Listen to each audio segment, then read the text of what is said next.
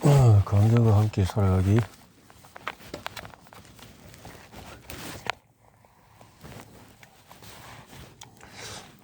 새로운 생애를 맞기 직전에 나는 한 유서 깊은 가옥 박물관에 일하게 되었다. 나는 내 새로운 역할에 흥분했다.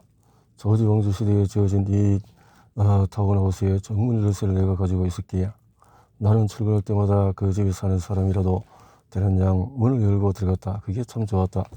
나는 경사진 계단도 연인하게 닦은 나무 향을 가득 품은 어두운 방들도 좋았다. 언젠가 회사에 박물관을 빌리고 싶다는 중년의 영국 여성에게 집을 여쭤올 때였다. 당신은 지나치게 열성적이군요. 이 낯선 사람이 내 열정에 관해서 어떤 점이 그렇게 지나치다고 생겼는지 정확하게 듣지는 못했다. 폴란드에서 낯선에게 미소를 짓는 행동이 비정상적인 것으로 여겨진다. 나는 그 사실을 크라쿠프에 갔을 때 무뚝뚝해 보이는 가게 종업원들에게 습관적으로 미소를 짓다가 당황해하는 그들의 모습을 보고 어렵사리 알게 되었다. 감정은 주의 깊게 방어되어야 하는 것으로 선택받은 소수에게만 허락된다. 그래서 때때로 영국에서는 무심코 내뱉은 좋은 하루 보내세요란 흔해 빠진 말은 너무 가식적이지 않은지 염려하기도 한다. 최근 감정적으로 정직한 것이나 우리 자신에게 솔직해지는 것을 중시하는 분위기가 생겨나고 있긴 하지만 영국인의 국계의 더문 입술이라는 역사적인 함께 살아가는 중이다. 그래서 지금 우리는 어떤 상태에 처해 있는 걸까? 정상적인 사람들의 감정이란 어떤 것일까? 우리는 모두 부정적인 감정을 거부하고 사랑과 이해를 받아들여서 미래의 원두원이 되어야만 할까? 아니면 프로이토와 그의 학파가 믿었듯이 억눌린 슬픔과 분노는 그 자체로 위험한 것일까? 최근 들어서 심리학자 데니얼 콜먼이 1995년에 전파한 감정 진행이 주목받고 있다. 흔히 이 교로 알려진 이 이론에서 감정은 개인의 것에 교제되고 발산되는 내적인 욕망이라기보다는 타인과의 관계를 이해한 능력이라는 측면에서 이해된다. 하지만 소설이나 TV, 영화에서는 이 복잡한 감정의 역사가 초래해온 문제점들을 계속해서 강조했다.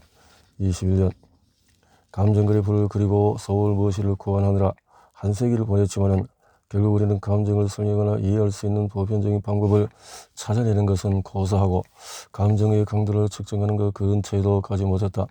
71년 심리학자 폴 에크먼은 소위 기본적인 감정들과 그 감정을 나타내는 일련의 기본적인 표정들이 모든 문화에 걸쳐서 공통적으로 나타난다고 주장하기 시작했다. 특정 집단을 염두에 두고 정상적인 감정을 정의하게 된다면 그러한 정의는 자기 충족적인 예언에 빠지기 쉽다.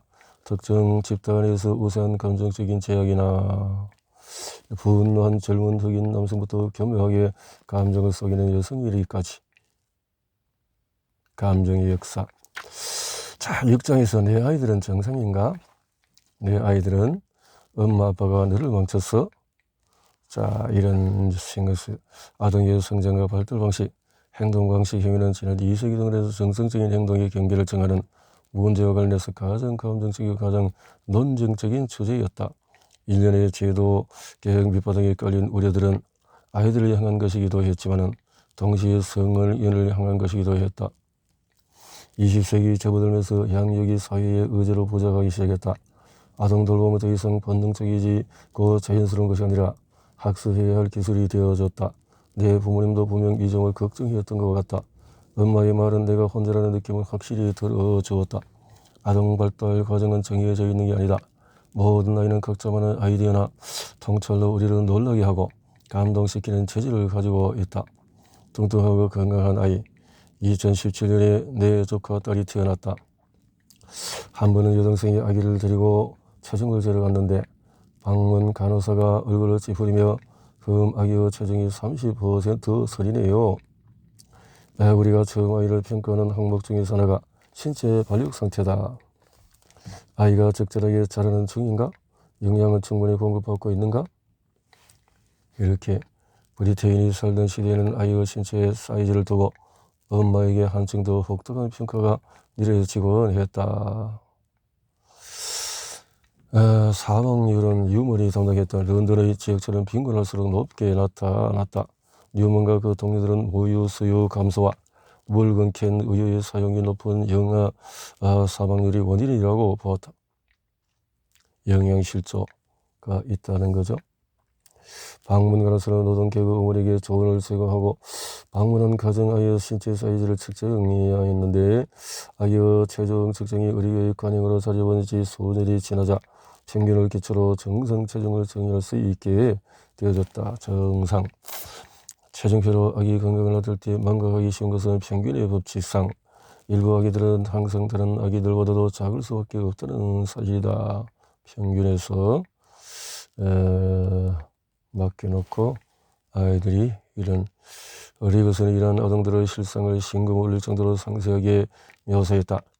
양말을 신고도 키가 140cm밖에 되지 않는 10살 난 엠마는 기묘할 정도로 작은 최고의 소녀였지만 6 형제 중에서 맞이인 탓에 늘 팔에 아기를 안고 있었다. 2살 난 도로시는 엄마가 전 남편과의 사이에서 낳은 아기로 언니 오빠들과 함께 학교에 가고 싶었지만은 엄마가 새로 태어난 동생을 돌보는 동안에 높은 의자에 갇혀진 채 안절부절 못하며 속을 끓여야 했다. 베이비한 여성 그룹은 아동의 건강한 신체 발달을 지원하기 위해서 최저임금과 아동수당, 학내 무상급식 등등 모두가 한 번쯤 들어봤을 법한 새로운 비타민에 대한 지식으로 아동 건강에 건설적인 새 시대가 열린 것처럼 보였다. 25년 43년의 옥스퍼드 영양조사에서 최적 건강치를 훨씬 밑들었고 아동의 40% 이상이 건강하지 못한 것으로 나타났다. 2차 대전에서 이때는 1953년 여기서 연구해서 의사라면 누구나 특정한 연령이나 신장이 얼마인지 말할 수가 있는데 근데 정상 체중과 신장 정의를 하는 것 자체가 불가능하기 때문이다. 정상 체중과 신장을 정의할 수 있다 하더라도 평균적인 아이들은 수십 년 전과 같지가 않았다.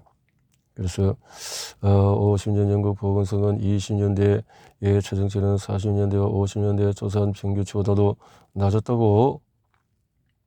이에 따라서 보건성은 영유아 몸무게가 늘고 키가 커졌다는 사실을 반영할 수 있도록 평균 기준을 갱신해야 한다고 했다. 영양이 좋아지면 키가 커지고 이렇게 되어진 것이죠. IQ 테스트에 관한 함의라는 것은 IQ는 뭘까? 이렇게 시스템 불론은 어서 보금자리들 이렇게 해서 물론 불론이 살던 시대 이후로 이러한 시설들을 대하는 태도는 변화해왔다. 97년에 얼스우드가 마침 내용을 들었을 때 많은 사람이 이 사실에 안도했다. 그렇다고 해서 얼스우드에 입소한 아동들이 이곳에서 행복했다거나 세심한 불찰을 비밀받았다는 의미는 아니다. 불론이 그랬듯이 이들은 자신의 새 보금자리에 대한 선택권이 없었다. 이들은 돌볼 능력이나 의지가 없는 가족에 의해서 얼스우드로 보내졌으며 부모와 의사 모두로부터 정신적으로 비정상이라는 판정을 이미 받은 상태였다. 불론은 10대 시절 내내 얼스우드의 정규 교과 과정을 따라가기 위해 고군분투했다. 그래서 입사자 중에 하나 되었으나 얼스우드 보호시설의 천지라는 찬사를 들었다. 어렸을 때 불론은 모형 배를 스케치하는 재능이 있었다. 얼스우드에서 공유 훈련을 받기 시작하면서 탁월한 솜씨를 보였다 했군요. 기술적으로 자신이 만든 모형 배 하나가 나중에 빅토리아 시대의 다른 질병이나 장애를 분리하던 체계들이 그랬듯이 유전적인 과정은 인간의 신체적인 특징에 따라서 이렇게 그의 표현대로라면 더운 증후군은 백지라는 새로운 인종 범죄의 하나였는데 이런 특정 아동에 대한 인식을 전환하는 데 기여한 것은 비단 과학적인 분류 체계만은 아니었다. 공교육 등장 역시 일조했다 했네요. 학습 보전 아이들을 파악하기 위해서 연구에서 기초학습 이를테면 배열, 이해, 단어 선택, 능력, 오류, 인지, 정정 이를 측정